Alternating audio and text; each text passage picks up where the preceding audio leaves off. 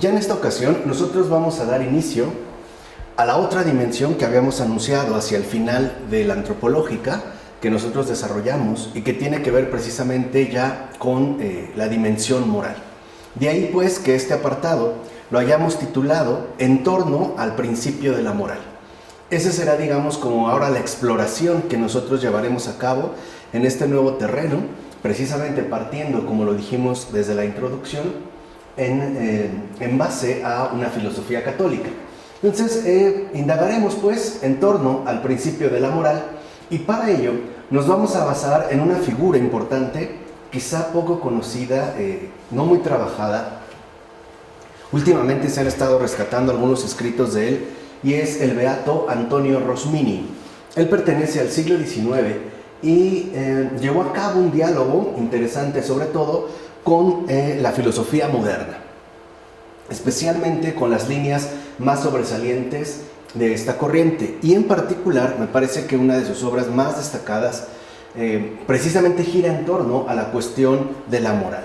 De hecho, también le vamos a pedir que interceda por nosotros para que recibamos luz que ilumine este nuevo terreno que ahorita empezamos ya a explorar, que empezaremos ya a continuación a explorar, que es el terreno de la moral, al beato Antonio Rosmini. Y lo haremos, decimos, en base a este libro, que de hecho su edición es bastante reciente y que se titula Historia comparativa y crítica de los sistemas en torno al principio de la moral, con una introducción, traducción y notas de Jacob Buganza. Fue editado en México por la editorial Torres Asociados en vinculación con la Universidad Veracruzana del año 2016. Entonces, este es como nuestro texto base a partir del cual nosotros iremos retomando los contenidos esenciales para abordar pues la cuestión de la moral. Así, el primer punto que en este momento nosotros vamos a destacar es la instrucción moral. ¿Qué sucede en el caso de la moral?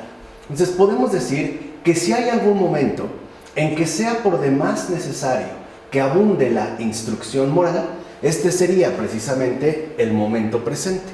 Hoy mucha gente habla de que hay crisis de valores, que vivimos de cierta manera una época con muy baja calidad de moral e incluso con una tendencia a la amoralidad, hasta llegar, por qué no decirlo, a la inmoralidad.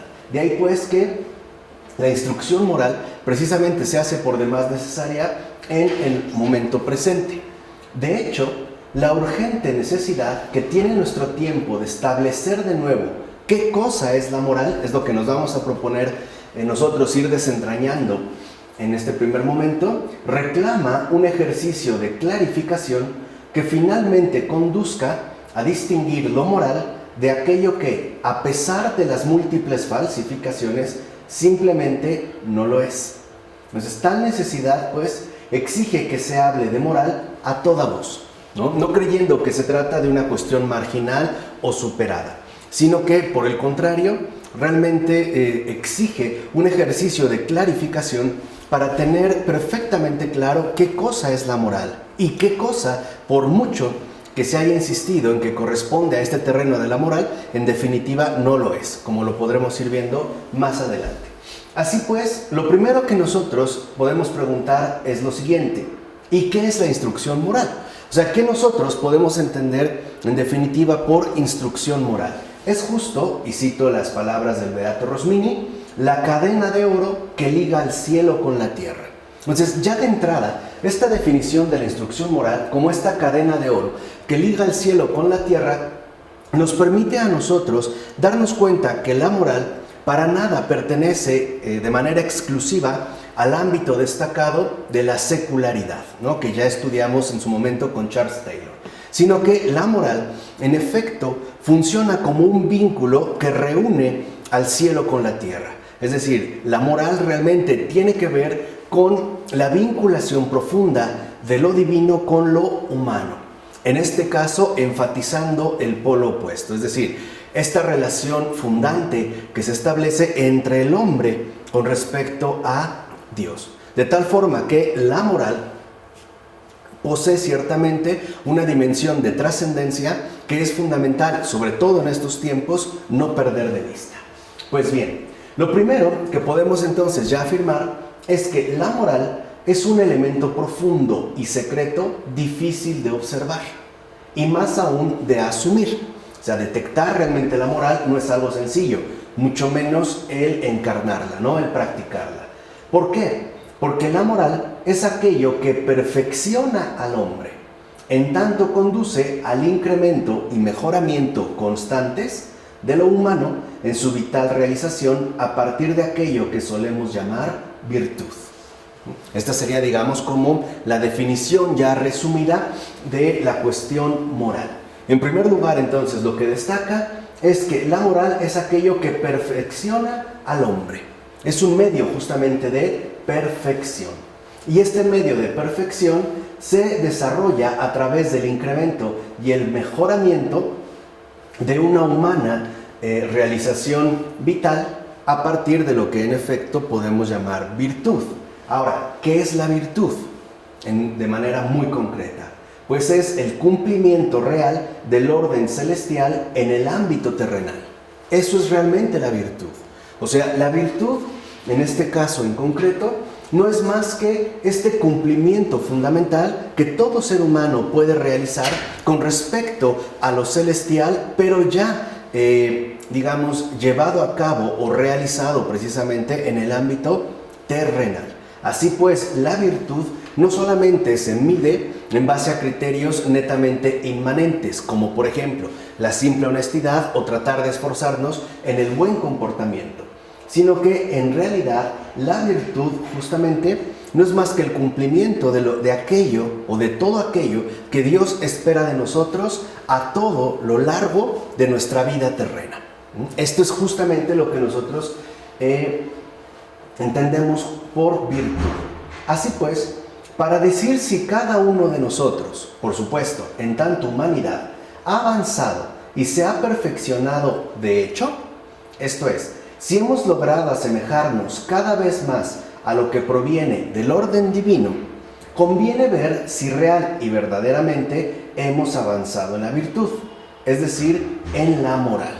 Entonces, lo que vemos dentro de esta concatenación es que la verdadera moral, es decir, la auténtica moral, como aquí lo iremos nosotros destacando, es este camino esforzado, claro, pero real, que nos conduce de hecho al cielo, ¿no? Es, digamos, el modo por medio del cual nosotros ejercemos la virtud en tanto cumplimiento de todo aquello que Dios espera con nosotros en tanto humanidad, es decir, en tanto criaturas suyas hechas a su imagen y semejanza. Es decir, para poder evaluar esta cuestión, tendríamos que darnos cuenta cuánto es que hemos crecido y madurado en cuestiones en verdad morales, sean visibles o exteriores, pero también invisibles e interiores. Entonces, la moral, otra vez, no solo se reduce al ámbito práctico de la exterioridad, por ejemplo, a las reglas del buen comportamiento o a la realización del deber, ¿no? Únicamente como un comportamiento exteriormente correcto, sino que la moral también involucra e implica la dimensión interior e invisible que cada uno de nosotros, como ser humano, de hecho posee. Entonces, este cuanto, también lo voy a destacar brevemente, no solo se trata de un incremento cuantitativo, como si fuera una medición que yo pudiera realizar de manera exacta, sino que se refiere a un incremento cualitativo. Es decir, qué tanto nosotros hemos logrado manifestar ya en nuestra vida terrenal lo más humano de la humanidad, por citar palabras del gran filósofo contemporáneo Emmanuel Mounier.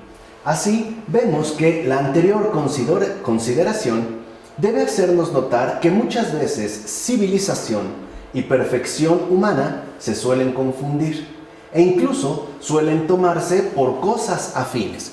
Es decir, podemos hablar del avance de una civilización y al mismo tiempo la asimilamos con el desarrollo o avance de la perfección humana. Dicho de otra manera, solemos considerar precipitadamente que si una sociedad es más civilizada, en este sentido más avanzada, entonces ipso facto es al mismo tiempo más perfecta. ¿no? Solemos emparejar el incremento de la civilización con el incremento de la perfección humana. Sin embargo, y esto es muy importante, esto no corresponde con la verdad de las cosas, ya que la falta de atención ante la inmensa diversidad que se da entre el orden moral y el orden intelectivo produce un error que procede de haber confundido una cosa con otra.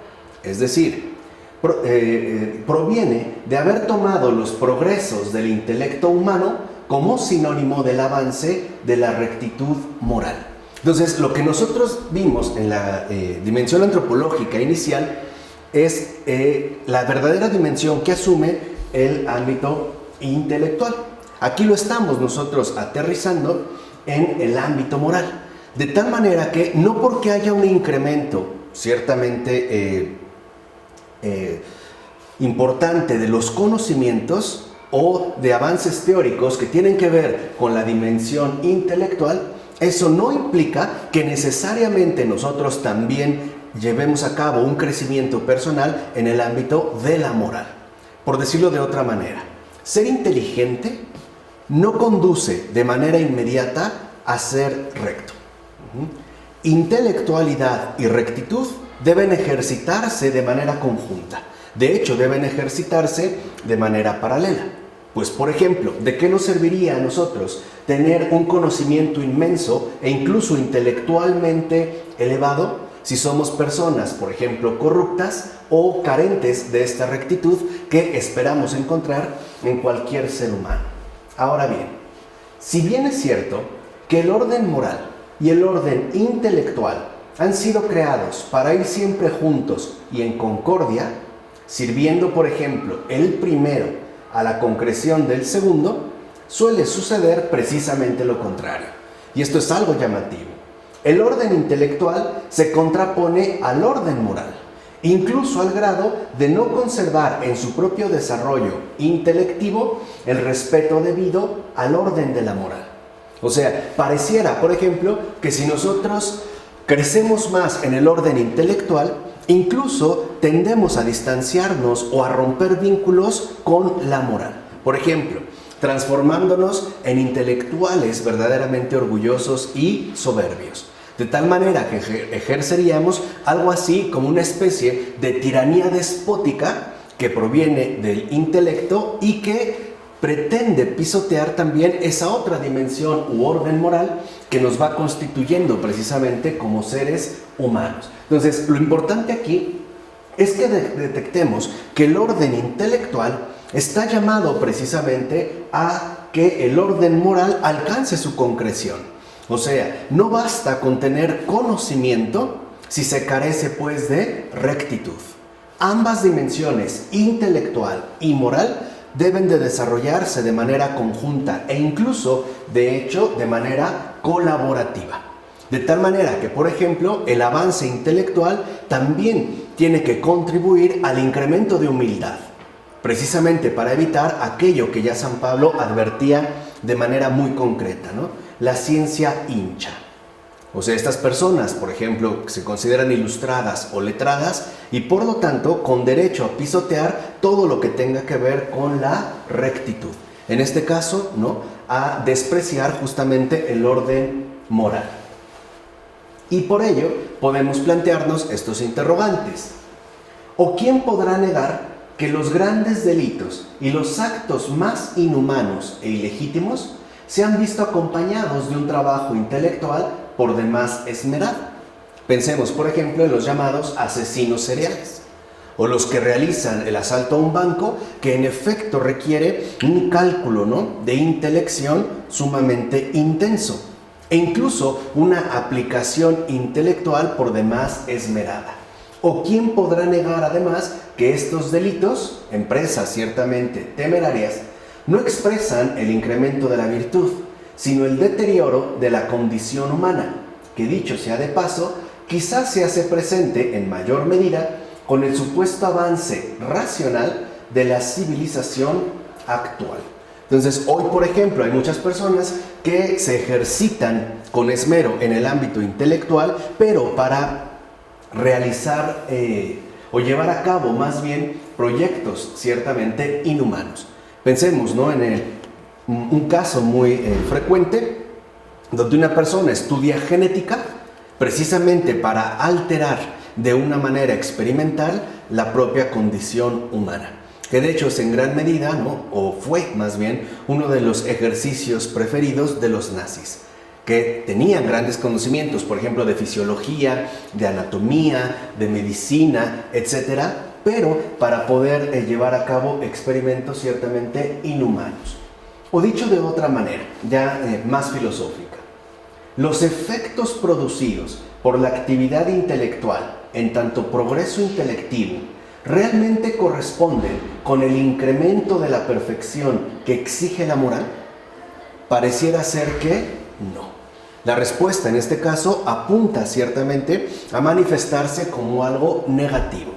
Si nosotros presumimos, por ejemplo, de que somos la sociedad, en tanto sociedad occidental, ¿no?, una de las más avanzadas en el nivel intelectual por las múltiples teorías que se han desarrollado básicamente en todos los campos, de manera particular a partir del siglo XIX a la fecha, algo es ya por demás evidente. Si bien es cierto hay un incremento notable, ¿no?, de la postura intelectual, no percibimos como que el mismo incremento en el nivel moral. Más bien hay como una especie de contraste marcado entre una sociedad, por un lado, bastante ilustrada y letrada, que de hecho tiene una gran actividad intelectual en todos los campos, y por otra, esa misma sociedad que al parecer carece de esta perfección moral que ciertamente se requiere para el buen funcionamiento, no solo de la sociedad, sino de todo el conjunto de la creación. Así, no cabe duda que poseemos un notorio incremento en el progreso del proceso civilizatorio, debido sobre todo al orden intelectivo contemporáneo. Pero es verdad que hemos alcanzado a la par una mayor altura genuinamente moral. O sea, nuestro conocimiento contemporáneo, el nivel intelectual que hemos alcanzado en el mundo contemporáneo, se corresponde en efecto con la altura moral que se espera de un ser humano, es decir, de un hombre netamente civilizado. Algunos autores de ciencia ficción es justo lo que han destacado. Por ejemplo, Stanislaw Lem, que también ya lo vimos en su momento.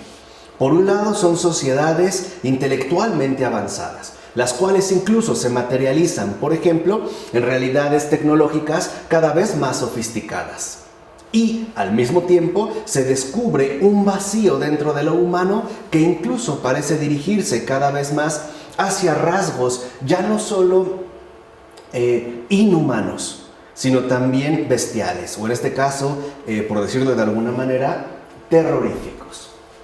Es necesario, pues, distinguir la condición moral de los hechos humanos de su condición intelectual, pues los efectos que puede llegar a generar el proceso intelectivo no siempre van en la misma dirección a la que apunta la moral.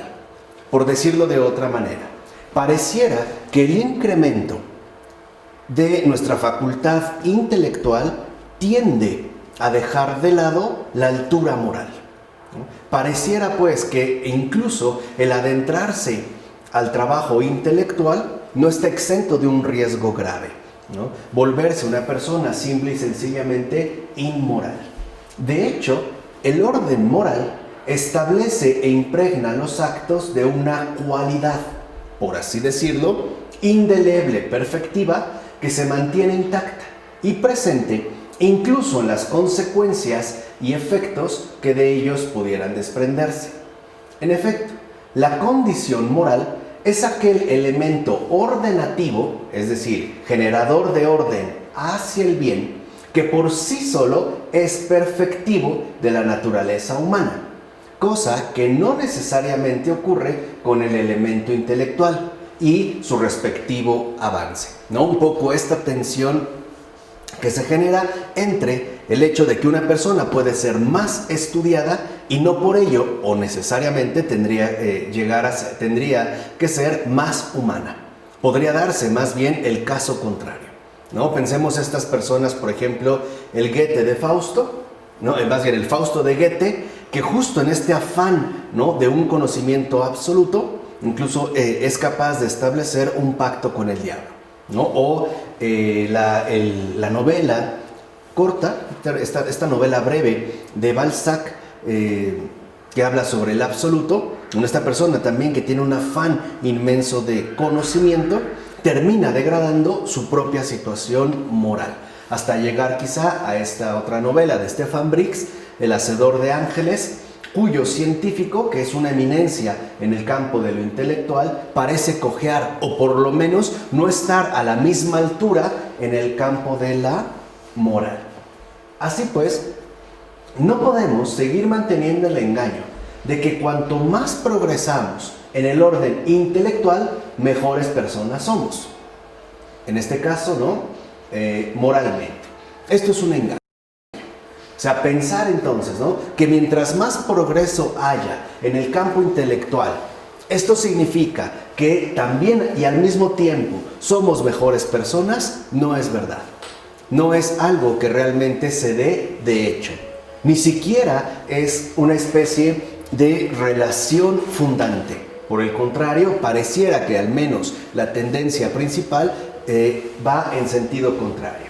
En síntesis, civilización y perfección humana, es decir, moralidad, no necesariamente coinciden, ya que son dos órdenes distintos de realización.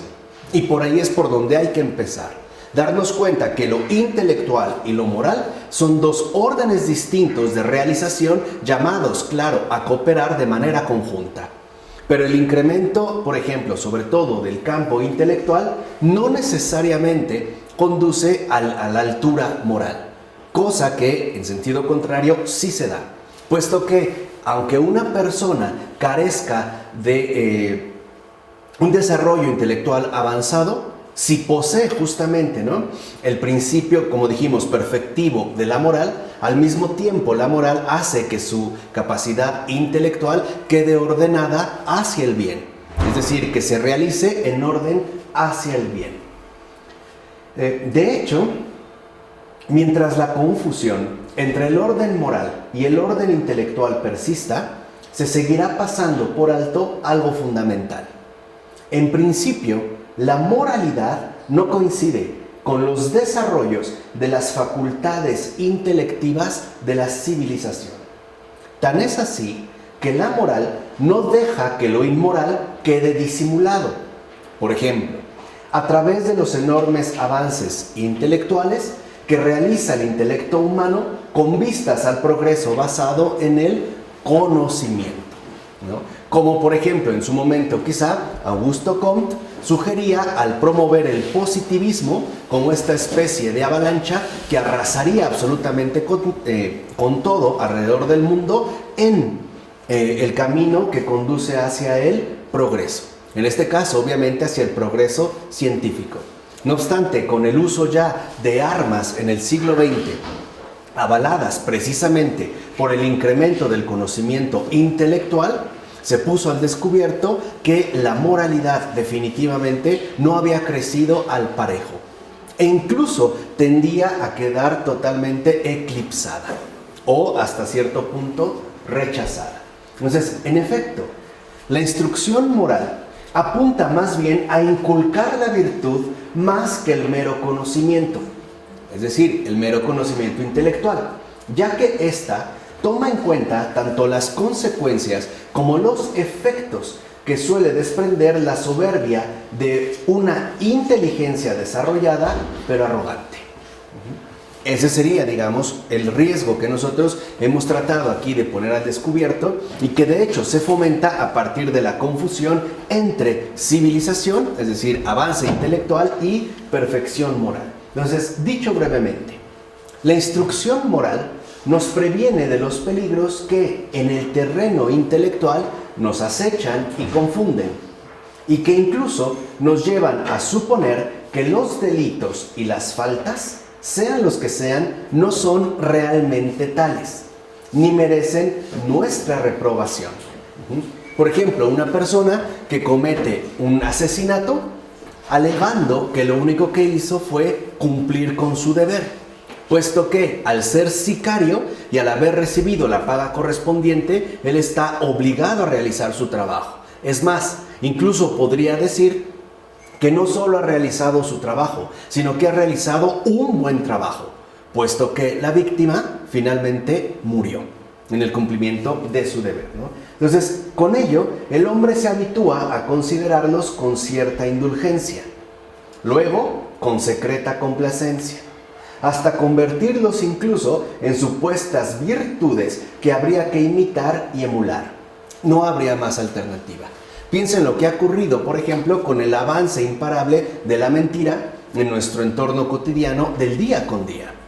Hay personas que han considerado que se puede mentir bajo ciertas circunstancias e incluso supuestamente en nombre de un cierto bien o de manera más sutil alegando que mentirían para evitar provocar algún tipo de sufrimiento, ¿no? O evitar un daño. Entonces primero lo hacen con cierta indulgencia, pero ya después el acto de mentir también se asume con una secreta complacencia, al grado de que la mentira puede ser elevada a virtud, ¿no?, en tanto conduzca a la obtención de los objetivos retorcidos que nos hemos propuesto. Entonces, hoy para mucha gente mentir no es malo. Al contrario, mentir puede ser una virtud que habría que desarrollar. Lo mismo ocurre con la infidelidad, ¿no? Y muchas otras cosas que hoy en día nosotros ya padecemos. Ahora, desafortunadamente, los errores cometidos al respecto forman parte de la reflexión filosófica, ¿no? Esta confusión está entretejida con la reflexión filosófica a partir de la modernidad, la cual, queriendo apresar la naturaleza de la moralidad, se fijó a veces en aquello que no era moral y tras un gran pero vano esfuerzo intelectual, terminó declarándolo como tal. Se trata de aferrar a lo que no es moral. Como no lo consigue, pues no le queda otra más que declararlo como tal. Dice, pues esto es moral. Así pues, la instrucción moral que ahora presentamos pretende asimismo contribuir a una enmienda filosófica que, en humildad, se reconoce por demás necesaria. Entonces, este apartado de moral tiene justo como objetivo llevar a cabo esta enmienda filosófica. Una enmienda, pues, que busca contribuir a restablecer, como dijimos al principio, la cadena de oro que liga el cielo con la tierra, en tanto moral cuyo afán de perfección reúne, dijimos ya, cualitativamente a uno con el otro, vinculándonos de manera recíproca en orden hacia el bien, ¿no? Esto sería pues el apartado introductorio de la instrucción moral. A partir de aquí, ahora sí, ya nosotros podemos dar un paso al frente y explorar también el campo de las costumbres y de la moralidad. De hecho, veremos cómo forman también un conjunto peculiar, pero que hay que ser entendido de una manera recta. Entonces, este segundo apartado es costumbres y moralidad. Lo primero que podemos decir al respecto es lo siguiente. Los actos externos del hombre, tomados en su ser material, tanto físico como fáctico, no son morales, sino similares a los movimientos regulares y espontáneos que podemos observar en muchas cosas y también en animales. Por ejemplo, caminar no es moral, tomado en el sentido del ser material. O sea, tanto físico, en el hecho de que somos bípedos, ¿no? O tenemos dos miembros motrices para realizarlos, en este caso las piernas, como fáctico, por ejemplo el desplazamiento, o parpadear, tampoco, o bostezar, o comer, o levantar una mano, o mover la cabeza. En todo caso, su moralidad debe ser una cualidad que nace de la relación que tienen con el orden intelectivo y el orden volitivo del cual ciertamente proceden. Volvamos al ejemplo del caminar. Caminar, tomado en su ser material, dijimos, no es algo netamente moral, pero puede quedar vinculado al ámbito de la moralidad cuando intervenga el orden intelectivo y volitivo. Por ejemplo, caminar para poder acercarme más a una persona a la cual le quiero quitar la cartera o clavarle un cuchillo. De hecho, estoy pensando cómo lo voy a hacer o de qué manera yo me puedo acercar lo más posible. Incluso para, no sé, darle un disparo. Ahí la cosa ha cambiado. Aunque el caminar en sí, tanto en su dimensión física como fáctica, no es moral, la cualidad que le imprime el orden intelectivo y volitivo, entonces sí, la hace, por decirlo así, ¿no?, involucrarse en el terreno de la moralidad. Así pues, es necesario buscar el núcleo de procedencia de tales actos y asimismo destacar cómo sucede que dichos actos reciban la cualidad moral de la que, consideradas por sí solos, están de hecho privados. Entonces, lo primero es no confundir moral con aquello que no lo es, ¿no? Ciertamente, actuar por actuar, es decir, por costumbre, no es algo moral, sino es repetición insustancial que nada contribuye a la consolidación de la cualidad moral de una persona, es decir, a su perfección. Por ejemplo, darle los buenos días a mi madre, a mi esposa o a mis hijos día con día, en realidad, realizada por costumbre, es decir, como repetición insustancial, no tiene nada que ver con la moral. Por el contrario, darle los buenos días, reconociendo el milagro de su presencia un día más, eso definitivamente es otra cosa.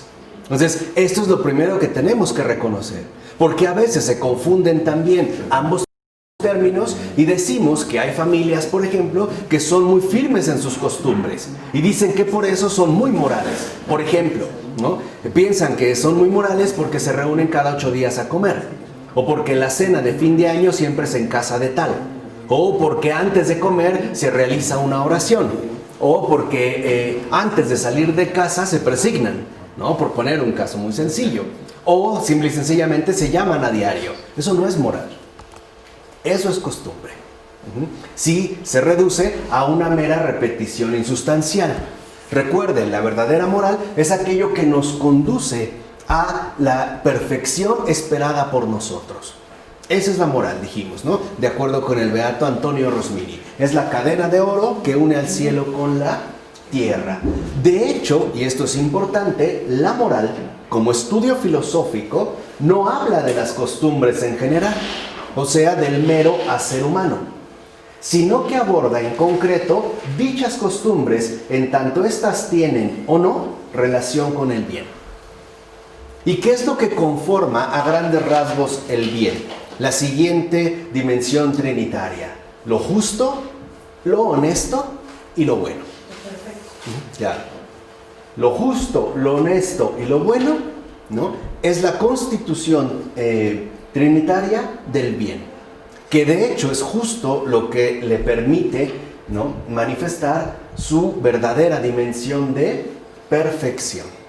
Esta confusión, dijimos, ¿no?, la enmienda filosófica que estamos haciendo nosotros aquí nos permite entender varios malentendidos. Por ejemplo, hay todavía muchos filósofos que confunden de inmediato moralidad y costumbres. Entonces, esto los lleva a sacar una conclusión, ¿no?, de tipo relativista. Por ejemplo, te dicen, es que una costumbre que aquí pueda ser vista como algo bueno, tal vez en otro país sea más bien algo malo, y viceversa.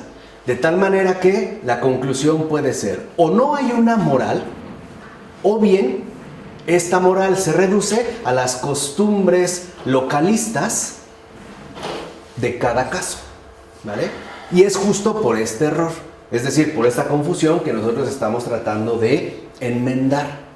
De hecho, lo fundamental no son las costumbres, sino, en todo caso, la relación que estas costumbres mantienen, ¿no?, con respecto al bien. Y no olvidemos, cuando hablamos del bien, estamos hablando de lo justo, de lo honesto y de lo bueno, ¿no?, hablando solamente del bien. Ahora, esto significa varias cosas, ¿no?, y es lo que hay que ir comprendiendo. Primero, que los actos humanos mantienen una relación de correspondencia en el obrar con la virtud o con el vicio. Dicho brevemente, no hay actos moralmente neutros. O son buenos o son malos. En tanto actos humanos, en tanto actos que precisamente en el obrar, ¿no?, se van a vincular o bien con la virtud o bien con el vicio. No hay neutralidad, pues, moral. O se es bueno o no se es bueno, ¿vale? Segundo, que la costumbre en verdad moral o inmoral indica los modos humanos de obrar según la voluntad. O sea, hay un compromiso de voluntad, de querer, según sea el caso, la virtud o el vicio. También entonces lo que nosotros realizamos es en realidad aquello que de fondo queremos. De tal manera que si yo realizo un acto inmoral, también mi voluntad se está manifestando. Eso es verdaderamente lo que yo quiero, ¿vale? Y también para conseguirlo he puesto, ¿no?, al servicio de este propósito mi propio nivel intelectual. Y tercero, que la voluntad siempre parte de un principio determinado en su respectivo obrar moral. Dicho de otra manera, nuestros actos son tomas de postura, cuyo principio fundamental puede ser la virtud o bien el vicio. Este es, digamos, ya como adentrarse más justo en lo que habíamos mencionado con respecto a las costumbres, en tanto tienen relación con el bien. Entonces, estos tres aspectos pueden resumirse de la siguiente manera. Nuestros actos no son neutrales, porque todo acto involucra una voluntad presente. Hacer algo tiene que ver con el querer hacerlo. Y segunda, este querer nos remite en último término a una voluntad arraigada en un principio en particular. En síntesis, o el bien o el mal. Por eso dijimos hace un momento, literalmente no hay actos moralmente neutros. Dijimos, los actos en su dimensión física, ¿no?, o fáctica, no son morales. Pero cuando se establecen en relación con el bien e involucran estos aspectos, ahora sí ya nosotros podemos hacer una evaluación netamente moral. Entonces, no se trata de que en los diferentes países existan diferentes costumbres, sino que es realmente lo que se quiere, ¿no?, alcanzar o incluso propagar a través de ello. Pensemos un caso sencillo. Si en una determinada tribu tiene la costumbre de comerse una vez al año a una cierta persona, nosotros en realidad no tendríamos que quedarnos únicamente con esa costumbre, sino ir a fondo. ¿De dónde proviene esta costumbre? ¿En qué se basa la voluntad humana para poder realizar o llevar a cabo este acto? En principio, pues, y de manera muy general, podemos decir, o bien nuestra voluntad está anclada en la virtud, o bien está enraizada en el vicio, ¿no? Y de ahí se irá elaborando ya nuestra peculiar fisionomía moral. Entonces, dicho brevemente, puede decirse que el ser humano es moral o inmoral según su voluntad lo conduce a obrar de tal o cual manera. Esto es, basado en la virtud o en el vicio en tanto base de actuación. Entonces, por ejemplo, un asesino, ¿no?, que lleva a cabo un crimen, lo primero que nosotros podemos destacar ahí es que lo que él ha realizado en realidad no es más que el cumplimiento de una voluntad que en efecto pertenece al vicio, que de hecho podemos decir está al servicio del mal. Quiere lo que el mal, ¿no?, le dicta y va siguiendo, ¿no?, esa trayectoria. Ahora bien, la moralidad no neutraliza el profundo contraste que hay entre un caso y otro, ya que ésta apela de manera esencial a un hombre lleno de rectitud, es decir, al hombre en verdad recto que encuentra su más profunda configuración humana, tanto exterior como interior, como lo mencionamos al principio, en el amor al bien. Entonces, aquí también hay una cuestión distinta. El mal se produce, en síntesis, porque no se ama el bien. No basta con reconocer el bien, hay que amarlo. Si yo no amo el bien, entonces mi vida va a transitar por el camino del mal. Esa es la exigencia fundamental de la moralidad. Por eso les insistí que no podemos hablar de costumbres moralmente neutras. En pocas palabras, o están, ¿no?, basadas en el amor al bien y por tanto en el querer su realización, o en la falta de amor al bien y por lo tanto en la promoción de su ausencia. Ahora, ¿y qué es entonces el amor al bien de manera clara y concreta? ¿Qué es el bien? Fíjense, ya definimos moral, ya distinguimos, ¿no?, nuestra enmienda filosófica, costumbre y moralidad. Ya definimos virtud, ¿no?, así digamos, de manera clara. ¿Qué es el amor al bien? Pues es aquella rectitud grata a los ojos de Dios. Eso es el amor al bien. Es aquella rectitud grata a los ojos de Dios. Y que de hecho podemos decir, nos la ha descrito con todo lujo y detalle. O como se suele decir también, ¿no?, con sus comas y sus puntos. Y si no me creen, lean nada más el Antiguo Testamento y el Nuevo Testamento. Ahí nos ha manifestado la rectitud grata a los ojos de Dios, ¿no?, que de hecho adhiere vivamente la voluntad de todo corazón al orden del bien. Ojo, y no solo para conocerlo, sino para practicarlo, asumirlo y realizarlo. Esta es, digamos, la indicación fundamental con respecto a esa rectitud grata a los ojos de Dios. Entonces no basta con conocer el bien, sino que hay que practicarlo, hay que asumirlo y realizarlo. Dicho de otra manera, ¿qué es el amor al bien? De manera clara y concreta, la encarnación de la voluntad de Dios en mi propia vida. Eso es el amor al bien. O en palabras todavía más contundentes, el cumplimiento de la voluntad divina. Esa es la rectitud grata a los ojos de Dios. De hecho, esa es la verdadera moral. Estamos enmendando, ¿no?, esta confusión terrible que se generó a partir precisamente de la filosofía moderna. Entonces, el amor al bien es rectitud que nos garantiza la realización correcta del recorrido por el buen camino. ¿Cuál es este recorrido por el buen camino? Pues el que conduce de la tierra al cielo, correspondiendo precisamente a la iniciativa primaria que el cielo ha revelado en la tierra, ¿no? Por eso Jesús ha descendido y se ha vuelto a elevar.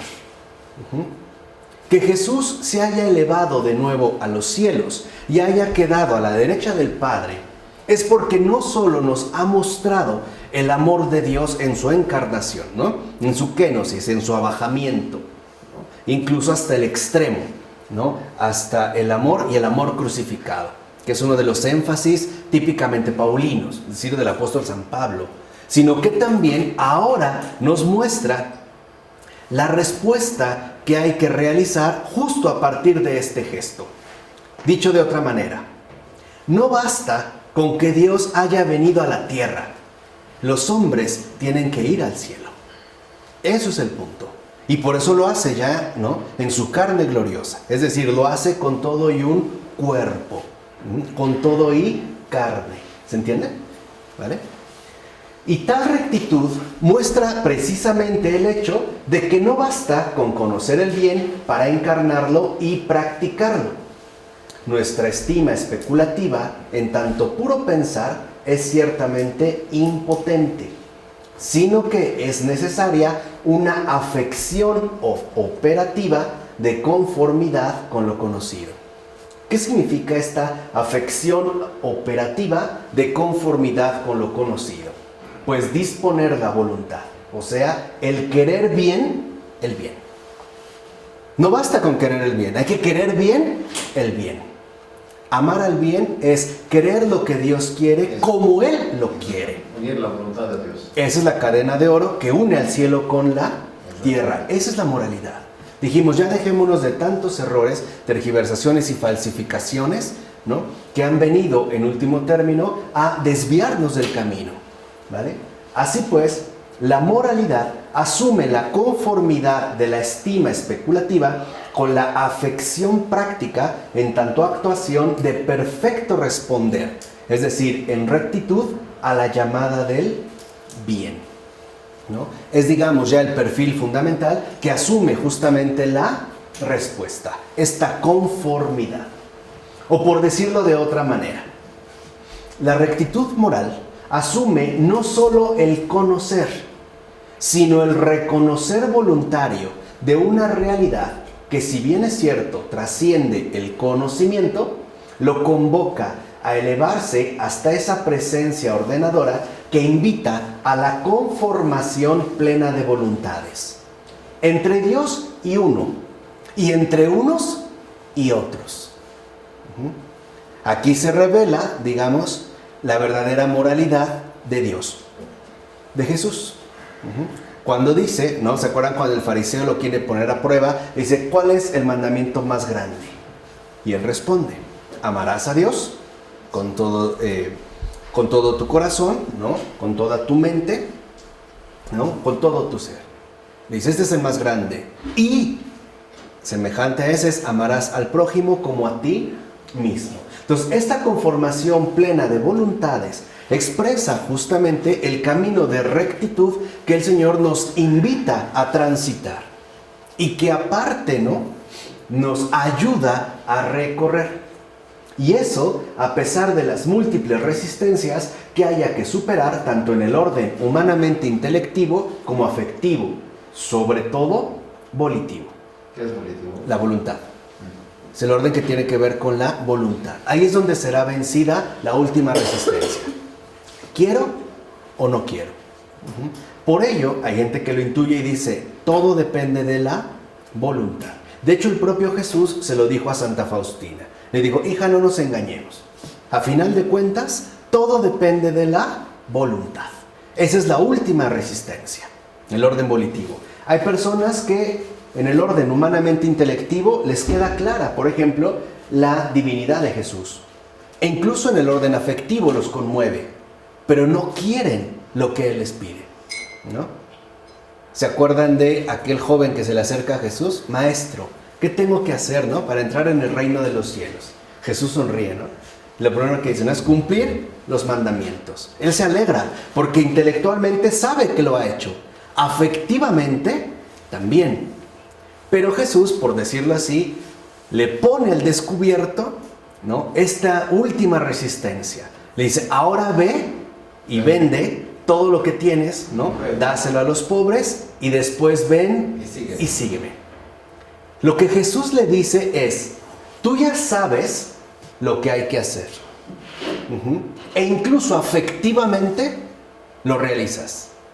Pero en el fondo no quieres lo que yo quiero. ¿Qué quiere decir? Ahí el obstáculo está finalmente en la voluntad, ¿no? Y esto se expresa a veces en situaciones bien ordinarias. Por ejemplo, una persona dice, sí, sé que estoy mal, pero no quiero otra cosa, ¿no? No me interesa. Lo sé, afectivamente me siento mal, pero no me importa. Así pues, el carácter real de la moralidad apela siempre a la determinación de la voluntad humana. Pues el ser humano es un ser inteligente que bien puede conocer y reconocer el enorme bien que se le ofrece y de hecho se le concede como real participación de conformidad. Es justo lo que expresaba el Salmo. Haz la prueba y verás qué bueno es el Señor. Queriendo bien el bien, a uno le va muy bien. Y no es por una cuestión netamente de castigos y premios, sino por una realización de la propia verdad. Es, digamos, en esta línea de conformidad. Entonces, en efecto, el ser intelectivo, por naturaleza, está hecho para participar de la plenitud del ser divino a través de conocerlo y pasar a reconocerlo para al fin asumirlo. De hecho, esa es justo su gran finalidad. ¿Para qué se nos dio inteligencia? Para conocer el bien, reconocer que este bien no es algo abstracto, no es algo, sino alguien, Y finalmente, asumirlo como mi realidad más fundamental. Esa es la gran finalidad.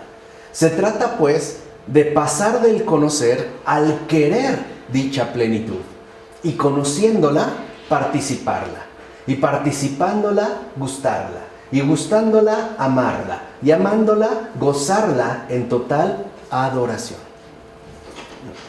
Ahora bien, ¿de dónde procede la libertad de hacer justamente lo contrario? ¿Cómo sucede que la voluntad humana pueda oponerse a tal invitación de conformidad, de plenitud? ¿Cómo sucede eso? ¿Cómo puede darse ese caso? ¿No? Ciertamente, no puede pasarse por alto que se trata de un encuentro conflictivo en libertad, donde el sujeto, siendo único, si quiere expresarse a sí mismo, pronuncia de inmediato el monosílabo yo. De ahí proviene. Y el sujeto yo, como tal, tiene una tendencia desordenada que lo lleva a buscar ante todo la propia confirmación, la autoexaltación. Y no cabe duda de que en principio tal afán de confirmación es válido, por ser tanto racional como subjetivo. En todo caso, el problema consiste en que dicha tendencia se olvida y a veces hasta reniega de que la confirmación no se da a partir de sí mismo ni en sí mismo, sino en el hecho trascendente de ser yo para otro.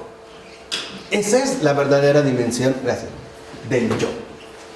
Tengo que afirmarme como yo, como sujeto único, como criatura real, como humano, ¿no? No lo puedo negar, no puedo decir que no soy nada, ¿vale?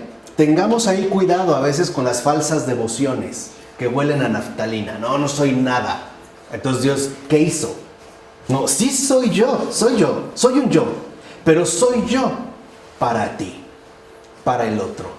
Es el gesto voluntario de donación. De hecho, así es como se descubre la verdadera identidad.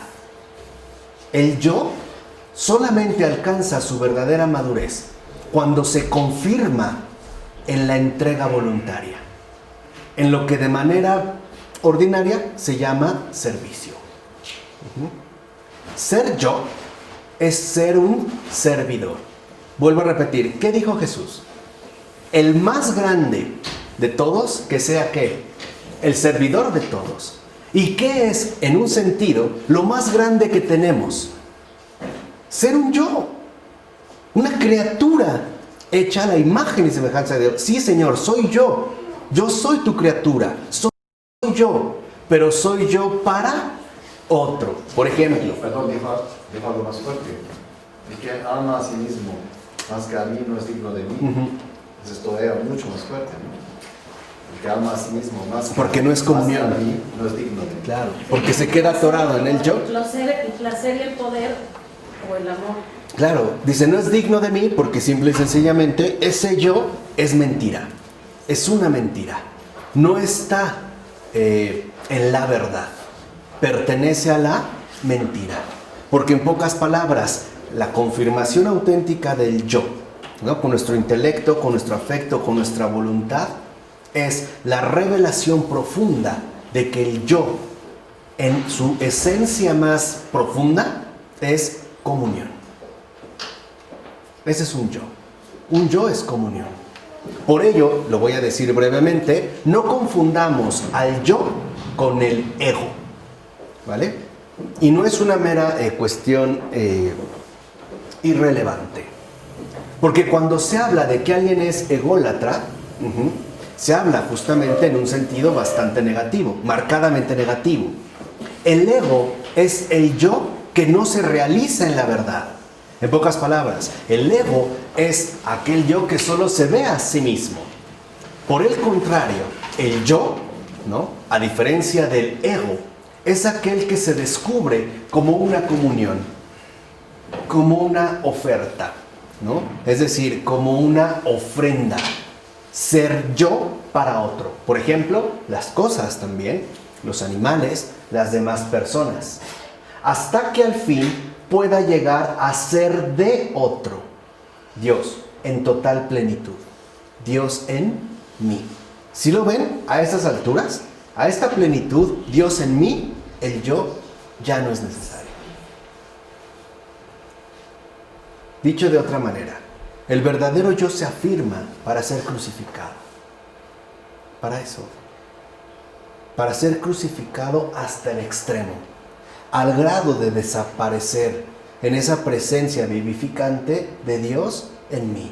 Ya no hay un yo, ya hay un somos, ya hay una comunidad, pues ya hay una trinidad. De hecho, este es el orden fundamental de la moral, es decir, de la rectitud que nos conduce a la recreación del sujeto a partir de la conformación voluntaria e inteligente en el bien. Lo vuelvo a repetir, este es el orden fundamental de la moral, o sea, la rectitud, ¿no?, que nos conduce a la recreación del sujeto a partir de la conformación voluntaria e inteligente en el bien. Esa es la rectitud. Perdón, ¿por qué la sigue llamando moral? Ya estas santidades. Claro. La moral santa, vamos a decir, ¿no? Es que moralidad... Sigue usando la palabra moral, ¿por qué no que la cambia a santidad? Porque lo que está hablando realmente es de la santidad. Sí, pero lo que no lo cambia, o no se cambia aquí, ¿no?, que ya estamos con el beato Antonio Rosmini, tomando, digamos, estos lineamientos, por una simple razón. Porque en esta enmienda filosófica que estamos haciendo, se suele considerar la moralidad como algo netamente inmanente y secular. O sea, que no tiene nada que ver, en pocas palabras, con la trascendencia. Y esto es obra del pensamiento moderno, que es de fondo con lo que estamos discutiendo, ¿no? Lo veremos adelante también con Kant, hasta llegar finalmente a Nietzsche. Porque Nietzsche, aunque diga lo que diga, sigue siendo un moderno, de hecho un ultramoderno. Entonces, aquí lo fundamental está en que nosotros entendamos que moralidad en sí no es más que el recorrido en la tierra por el camino de la santidad. No quiere decir que entonces se contraponen, sino que más bien se refieren a una misma realidad, la santificación. Es por eso, para entender no como si fueran cosas contrapuestas, sino que justo por la confusión que ha traído el pensamiento moderno, se suelen ver como contrarias, aunque en realidad no lo son.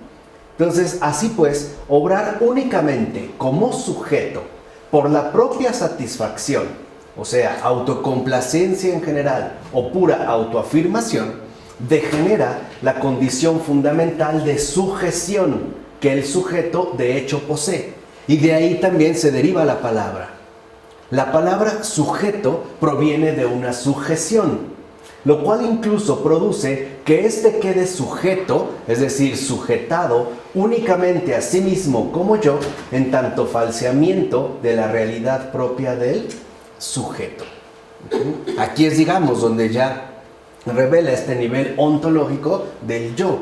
Entonces, en tal caso de falseamiento, el que queda únicamente sujetado a sí mismo, el sujeto desconocerá aquello que conoce y negará la verdad diciéndose a sí mismo que las cosas son, y peor aún, deben ser de otra manera. Esto es según el yo, que no es otra cosa más que la desfiguración de nuestra verdadera realidad humana. Y así el yo reniega de la verdad, no la reconoce, y asume, por tanto, el anterior deber como la única moralidad digna de ser admitida como tal, es decir, como autoafirmación. Y esto es lo que ocurrió justamente en el planteamiento moderno. Lo que se busca en el planteamiento moderno es que el ego domine sobre todo. Y para ello hay que establecer que el cumplimiento del deber es lo fundamental, y no la realización efectiva en la verdad. Dicho de otra manera, ¿no?, se encubre la falsedad ontológica que aquí se presenta a través de un supuesto cumplimiento del deber, que es el ejemplo que yo les ponía de un sicario. Aquí se ve. Un sicario puede decir que cumplió con su deber, es más, que hizo una obra muy buena. Lo mismo ocurre con un abortista. A lo mejor terminó su trabajo, Le pregunta, no sé, el familiar cómo se encuentra o la persona que la haya acompañado y le dice, no se preocupe, fue un trabajo bien hecho, estuvo perfecto. ¿Vale? Aquí, ¿qué quiere decir? El deber en realidad encubre este falseamiento, ¿no? Esta desrealización justamente de el yo. Con ello, ¿qué sucede?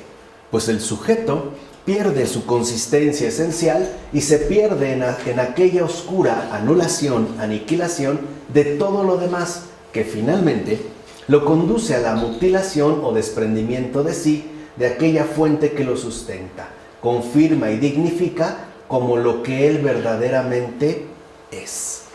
Entonces, cuando se da esta desrealización y entonces decimos, yo soy a secas, la verdad nos muestra que esto no es así. Y es justo cuando vamos hacia esa dimensión de anulación, aniquilación. Y tal acto de desprendimiento desgarrador proviene de la humana libertad convertida, ojo, por obra de la mentira, en un yo que vuelve falso lo verdadero, que quiere lo malo en lugar de lo bueno, y que oculta a sus propios ojos todo aquello que no puede destruir, ¿no? Maldad, para poder crearse un ídolo vano que justamente identifica con el monosílabo yo, puesto que únicamente pretende verse a sí mismo. De aquí proviene entonces la falta de rectitud, es decir, la deformidad moral. Ahora ya estamos en este otro valle. Justamente lo que hemos desentrañado es la raíz más profunda de la deformidad moral. ¿Qué es la deformidad moral? Es producto de aquel falseamiento que lleva a cabo la maldad intrínseca del yo, es decir, la inmoralidad. Aquí es donde vemos, así como moralidad coincide con santidad, inmoralidad, en pocas palabras, coincide con maldad. Es como su contraparte, ¿no? Es, digamos, la contraobra. Es lo que no realiza el bien, sino la desrealización del bien, partiendo de uno mismo. Es decir, la inmoralidad es grave, es muy grave. No por las faltas cometidas, ¿no?, a las reglas y usos de nuestra dimensión social. Lo verdaderamente grave de la inmoralidad es la desrealización de mi yo. Es decir, lo grave es que yo renuncio a la verdad para volverme eternamente prisionero o esclavo de la mentira. Esa es la gravedad de la inmoralidad, ¿vale?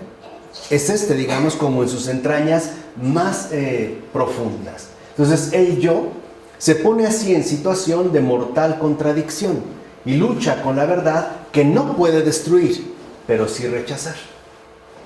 Y por ende, no reconocer. En las clínicas abortistas lo único que no les enseñan es un ultrasonido para que no vean que hay vida. ¿No sería? ¿Pudiera ser eso? En esa maldad, o sea, aquí digamos, está como este arraigo nefasto de la mentira en nuestra propia constitución fundamental. En pocas palabras, estamos llamados a decir yo, pero la mentira lo falsea y hace que este pronunciamiento no sea un ofrecimiento, sino un encumbramiento. Acuérdense lo que nos dijo el Santo Padre Pavel Florensky. En el infierno se grita, 3 no es 3, soy yo.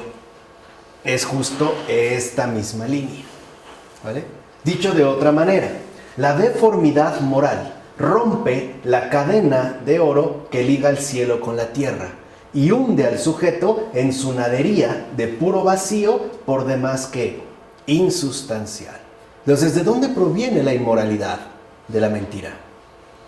Es el falseamiento profundo de la verdad. Por ello, este falseamiento lo único que termina haciendo es comprometiendo el alma humana, porque ya no lo deja transitar por el camino recto, ¿no?, que conduce de la tierra al cielo, sino que lo desorienta y los desvía, en pocas palabras, hacia el abismo. Esto es lo grave. Estamos hablando ya, digamos, a esta dimensión verdaderamente profunda. ¿Qué sucede aquí? El yo rehúsa intelectualmente la conformidad con la verdad. Y por ende, fíjense, rehuye voluntariamente del amor que al bien. ¿No es como la radiografía profunda de Satán? ¿No es justo lo que le ha ocurrido? Rehúsa intelectualmente la conformidad con ¿qué? Con la verdad. Y por eso, al rehusar eso, rehuye ahora voluntariamente del amor al bien. ¿Qué nos dijo Fabrice Ayash? ¿Por qué el demonio está en el infierno? ¿Ya se les olvidó?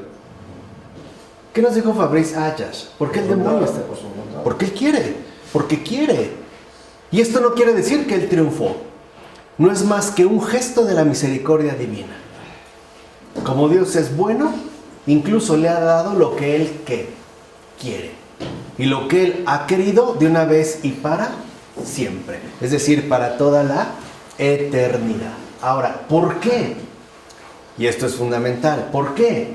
Porque el fundamento de la moral consiste básica y esencialmente en conformar la voluntad del sujeto con Dios a la luz de la razón. No podemos también nosotros transitar un camino amputado, por ejemplo, de celo irracional. Querer el bien, pero sin el uso intensivo de nuestra propia inteligencia. Al cielo vamos a llegar con todo. No solo con pensamientos elevados, también con estómagos llenos. Y esto es importante, o sea, no se trata, ¿no?, de que yo solo me quede con una parte. Más bien es esencial conformar la voluntad del sujeto con Dios a la luz de la razón. Y es eso precisamente lo que el falseamiento del sujeto, el yo, no puede ni quiere llevar a cabo. Eso es estar en las tinieblas. Eso es justamente estar en las tinieblas. Entonces, la esencia moral no está en oposición al sujeto, sino que, por el contrario, consiste en conformar al sujeto libre y voluntariamente en la verdad. Para eso se nos dio inteligencia. Para eso justamente. En esta verdad que lo dignifica, liberándolo de la mentira que lo amenaza y corrompe, por así decirlo, desde dentro. Por eso les decía al inicio, no solo hay una moralidad exterior. Ante todo, y la primaria, es la moralidad interior. ¿Realmente qué prevalece en nosotros? ¿La luz o las tinieblas? ¿Somos seres de luz o somos seres de, o más bien, no somos? ¿En dónde estamos? ¿O estamos a la luz de la verdad? ¿O bien, ¿no?, rehuimos a las tinieblas? ¿No? Y es justo en esta conveniencia inteligente, no obligatoria, donde radica la obligación moral de rectitud. Dicho de otra manera, la obligación para con Dios no es un mandato impuesto por la fuerza. No es más que la aceptación voluntaria del bien que Él quiere para mí. Pero este bien que Él quiere para mí también va a requerir de mi respectiva respuesta. Y ahí es donde se vive el encuentro de libertades. Dicho de otra manera, Dios ha querido salvarme desde antes de la creación, pero yo puedo no querer esa salvación. Si se da esta posibilidad, Dios me ha creado para amarme, pero yo puedo rechazar ese ofrecimiento. Lo puedo realizar. Y el ejemplo más claro es la condenación de Lucifer y su pandilla. Sí se puede. ¿Por qué? Porque aquí vemos la amenaza fundamental que conlleva justamente la mentira. Esa mentira agazapada, ¿no?, en nuestras entrañas interiores, que termina desfigurándonos y arrancándonos del camino, tratándonos de llevar en dirección contraria. Acuérdense lo que les dije, Satanás cayó. Y si él cayó, él está convencido de que cualquiera, porque a todos nos ve inferiores a él, va a caer. Si él siguió ese recorrido, entonces ese es el recorrido que todos debemos seguir. Y que aparte, según él, en su lógica demoníaca, no es el peor, es el mejor camino que podemos tener. condenarnos a nosotros mismos, escupiéndole en la cara a los demás que estoy ahí porque quiero. Que también eso, ya dijimos, es una vil mentira. Él ha estado ahí porque Dios le ha dado lo que ha querido. Y ahí también se ve, digamos, ¿no? De qué manera se puede, pues, ir como desentrañando esta perversión. Entonces, ciertamente, tal obligación es una conveniencia que se puede llamar también una necesidad de hecho. Pues el sujeto necesita ser salvado de aquella mentira, el yo, cuyo único cometido es el mal libremente asumido. Ese es el delito realmente moral. En pocas palabras, el delito realmente moral no es lo que hago, sino lo que realmente he querido. El mal libremente ¿qué? Asumido. Puesto que nadie está obligado a obrar mal. Bueno, es cierto que en el Evangelio se nos dice, ¿no? Dios a nadie le dio permiso de pecar. Es esto, a nadie. Nada nos obliga a, ¿no?, cometer el mal de manera enteramente libre. Nada. Siempre está la posibilidad de rechazo, de oposición, de resistencia. Por eso, por ejemplo, en un campo de exterminio, donde se puede ver, digamos, como esta realidad dramática que hemos intentado aquí describir y esbozar, se percibe cómo, por ejemplo, algunos cumplían su deber. ¿Por qué era eso? Un deber. Por ejemplo, asesinar a multitud de personas. Pero hubo algunos que cuando les tocó el turno, por ejemplo, y le decían, ahora te toca a ti, mata o descuartiza o destripa o viola a esta niña, por ejemplo, este subordinado simple y sencillamente se oponía. Decía, no estoy dispuesto a eso. Entonces le respondían, si no lo haces, entonces te matamos a ti. ¿Y qué terminaron respondiendo? Entonces mátame, ¿no? Entonces mátame. Pero no hay una obligación que en efecto nos conduzca a pactar con el mal. No estamos obligados a hacer el mal, jamás. Aunque eso, por ejemplo, nos llegue a costar la vida. Estos son los mártires de la verdad. No hay en ningún momento, ¿no?, algo que nos obligue a pactar con el mal. Siempre tenemos la capacidad necesaria y suficiente para poder oponernos, ¿no?, para oponer resistencia. Además, dicha conveniencia conduce a establecer, ¿no?, el acuerdo de la voluntad del sujeto con aquella concordia de paz, orden y rectitud que solo el bien moral nos ofrece a través de la virtud que une en verdad al intelecto y a la voluntad en mutua colaboración de gradual e intensiva, no olviden, cualitativa perfección. Hablamos de una perfección que no es obra del conocimiento, sino del reconocimiento adhesivo a la bondad absoluta y libre. Esto es Dios. ¿Vale?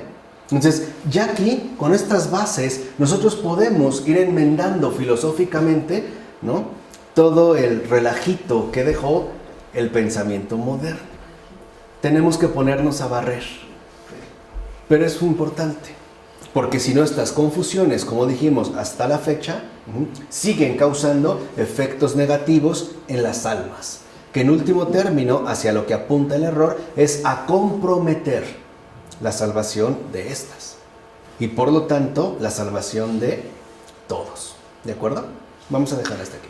En nombre del Padre, del Hijo, del Espíritu Santo. Amén.